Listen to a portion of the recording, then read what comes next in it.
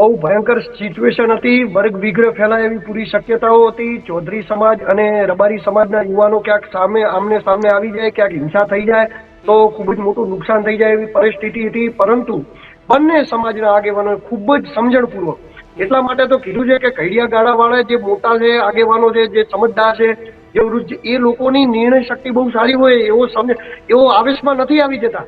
જો આગેવાનો આવેશમાં આવી ગયા હોત તો આ નિર્ણય ન થયો હોત. પરંતુ એમને સમજણપૂર્વક બાળકોને કે સમજાવી, એમ થોડું કસોરું થાય, માવતર કમાવતર ક્યારેય ન થાય. એટલે સમાજે, બંને સમાજોએ અહીંયા માવતર બની બંને સમાજના યુવાનોને જે ભૂલ કરી નાખી હતી, એ છોકરાઓને લઈ જઈ પ્રેમપૂર્વક સમજાવી, એમને વાતચીત કરી અને એ લોકો માની ગયા. એટલે ખૂબ જ સમજણપૂર્વક નિર્ણય કરવામાં આવ્યો છે.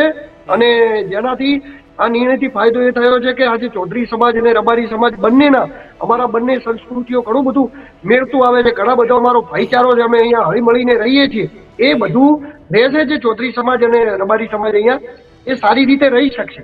નહીં તો કેવું હતું કે આવું જો થયું હોત તો વર્ગ વિગ્રહ થોત, ક્યાંક ને ક્યાંક એકબીજા સમાજ પ્રત્યે દ્વેષ પેદા થોત, એકબીજા સમાજ પ્રત્યે એવી લાગણીઓ પેદા થોત અને એના પરિણામો અત્યારે નહીં પણ બહુ સમય પછી ક્યાંક ને ક્યાંક ખરાબ જ આવત. ઠાકરજીભાઈ, છેલ્લા 2 દિવસથી અમે પણ આ મુદ્દા પર સતત ચર્ચા કરી રહ્યા છીએ. જ્યારે ઘટના બની ત્યારે પણ તમારી સાથે સંપર્ક કર્યો હતો. ગત મોડી રાત્રે ગુજરાત મીડિયાનો જી જી